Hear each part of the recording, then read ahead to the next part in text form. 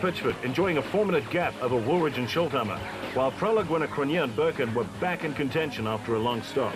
And in the specials, it was Berthold and Vermeulen who were being chased by Sugarbelt and Helberg, with Hutchison and Bergman right in the thick of things. The racing continues right after this.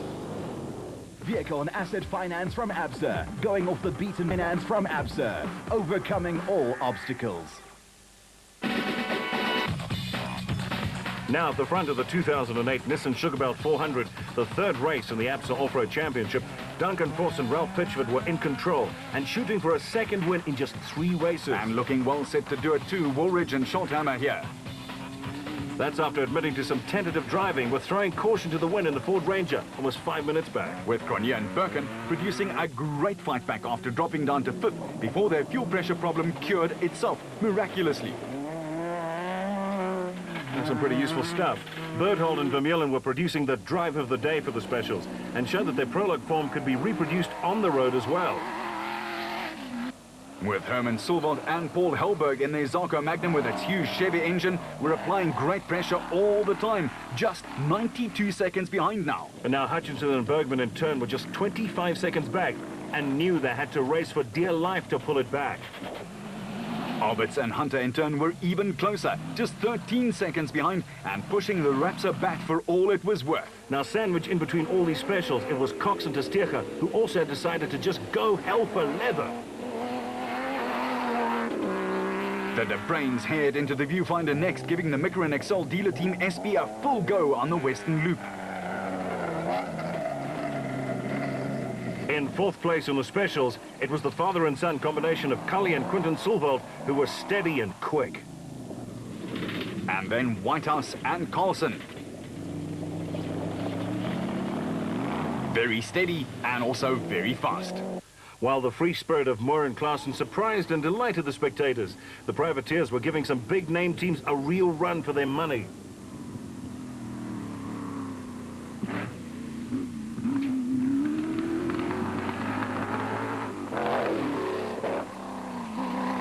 Still rounding out the top 10. But for Duncan Voss and Ralph Pitchford, it was make or break time. They were leading by a fairly healthy margin. Now, of course, the challenge is to find the balance between sensible racing and holding on to that lead. Exactly.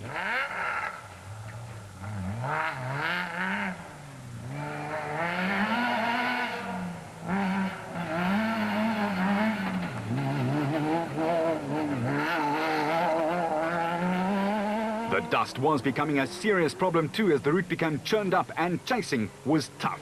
It certainly was, and as you can see, this shot confirms it. You need to overtake, but the dust affects visibility so much that it can be silly to overtake at the wrong place. It's all about timing, but that's what sport and motor racing is all about.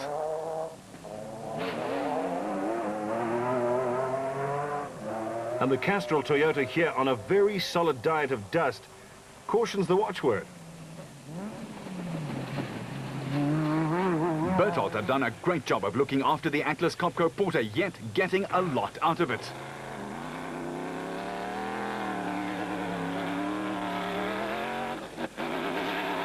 Yes, indeed, while 2-time champion Hutchinson is a master at driving right on the edge, but not over it, at least not often. The Hunter-Alberts combination have been together for many a season, and it shows. They trust each other, and in car, it works. And as for the Barkhuizens, George and Sharon, and that proposition, well, they've no choice. They're married.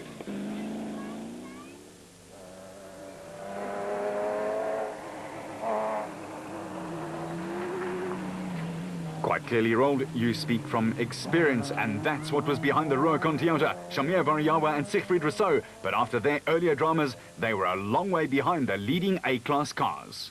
Lots of experience.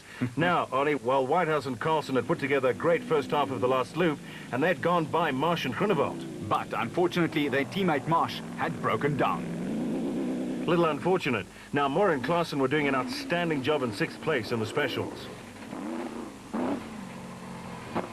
The Sylvant-Helberg combination were on their own mission to stay in the top 3, and they were heading that way with great rapidity. Is that a word? Rapidity. Yes. Anyway, Arnie, Class P leader, the Adenko bat of the brothers Bezuidenhout, in complete control with a big time gap.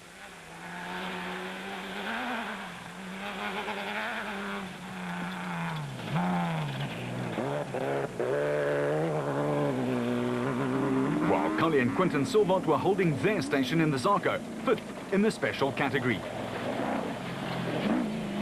Visser and Badenost were desperately trying to pick up a few places after their flat. And were indeed doing just that. The Toyota faithful loved it.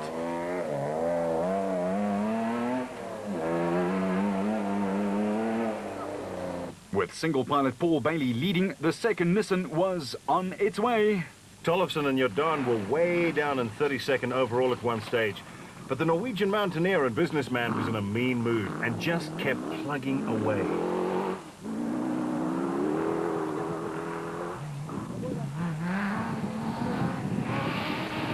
He's a man who drives very aggressively, but at the same time knows how to nurse the car home.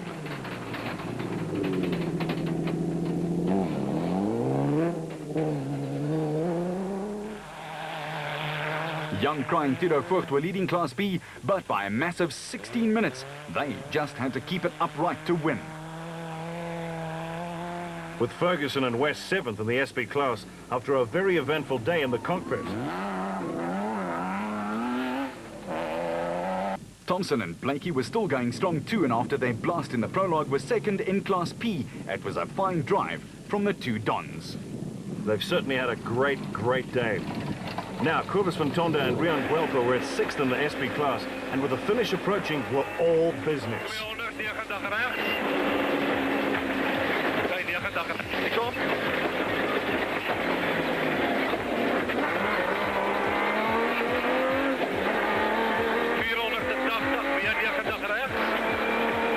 And with their double rolls damage clear to see, Anthony Taylor and Robin Houghton were piloting their Toyota back to the paddock, going quickly at the same time. They were back up into 9th.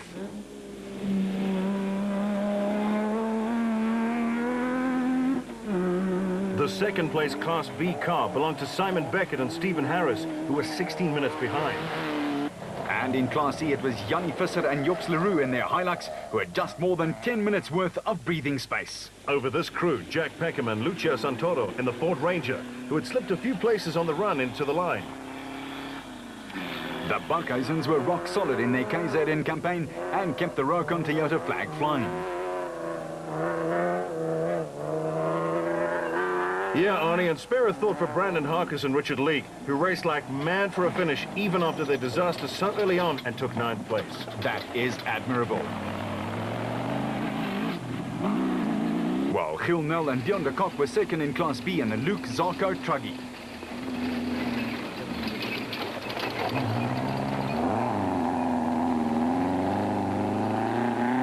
And in Class E, the 3rd place was taken by a jubilant Dion Fenter and Ian Palmer in the 4x4 Mega World entry. Minus some bodywork, but who cares? In the D-Class, Labuschagne and Gerber had no equals and were almost a half an hour ahead of their nearest challengers, who just happened to be Christian de Ploy and Henk van Vuren in their Toyota Hilux.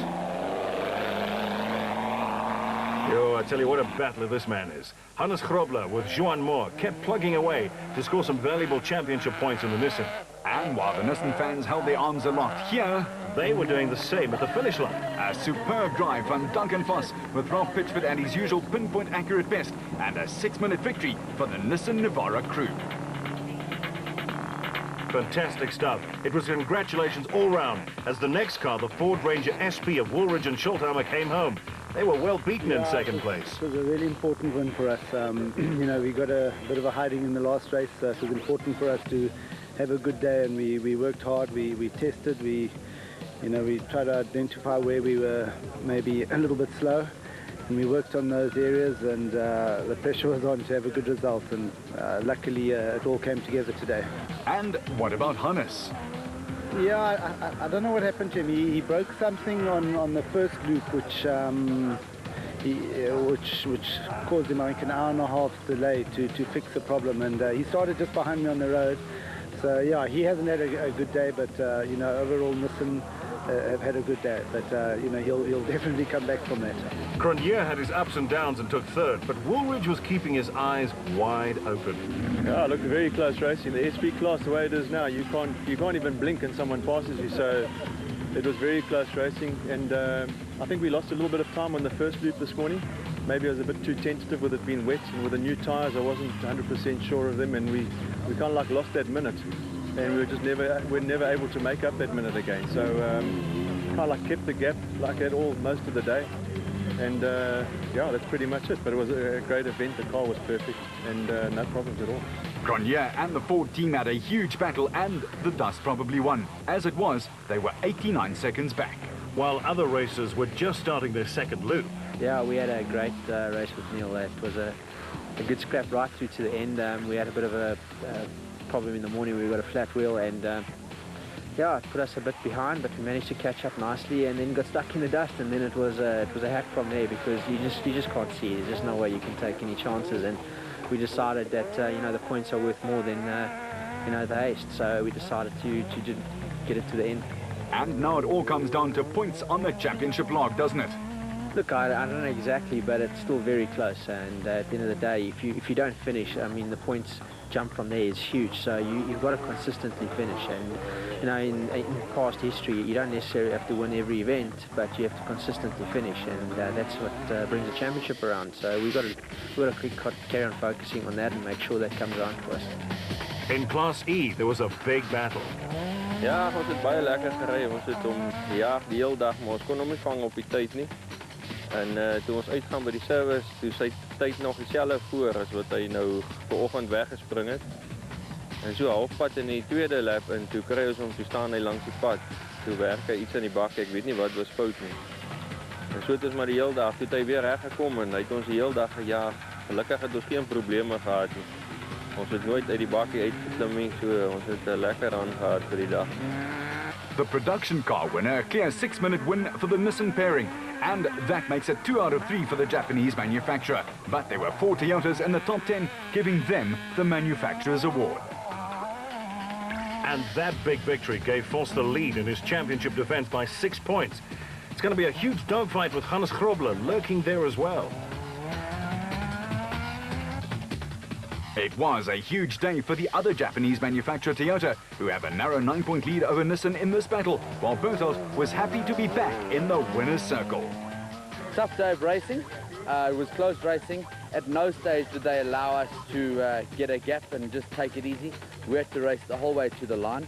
But I must say, Atlas Copco have been fantastic, and really the people around me that have made the difference. I haven't changed much myself, but my mechanic, Kenny Veringer, has made a big difference, and having the 2 Parker brothers as a backup crew has just been phenomenal. It's just really made a lot of difference to the team. Hutchison and Bergman pushed hard, but were almost 2 minutes behind. A great result would have been first. Unfortunately, we took second place. I think it was close. I think we ended up about 30 seconds behind Gary. Unfortunately, we had a few little problems with our power steering, and we tried to push, but the harder we pushed, the more the problem sort of came to us. So we had to settle for second.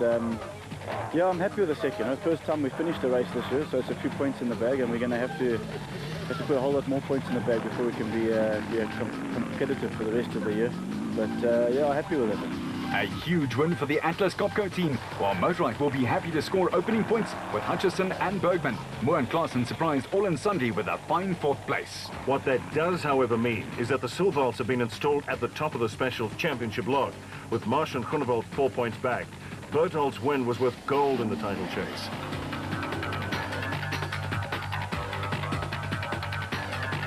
And it was a fine day for Nissan and Atlas Copco. The table has been set for some great racing ahead. There are still 5 dates you should jot down. The Toyota 1000 Desert Race in the middle of June is our next date. Following that, we're at Sun City. And in Polokwane. But until next time, you keep it on the road. And we'll keep it off-road. That was the ultimate test, the ABSA Off-Road Championship.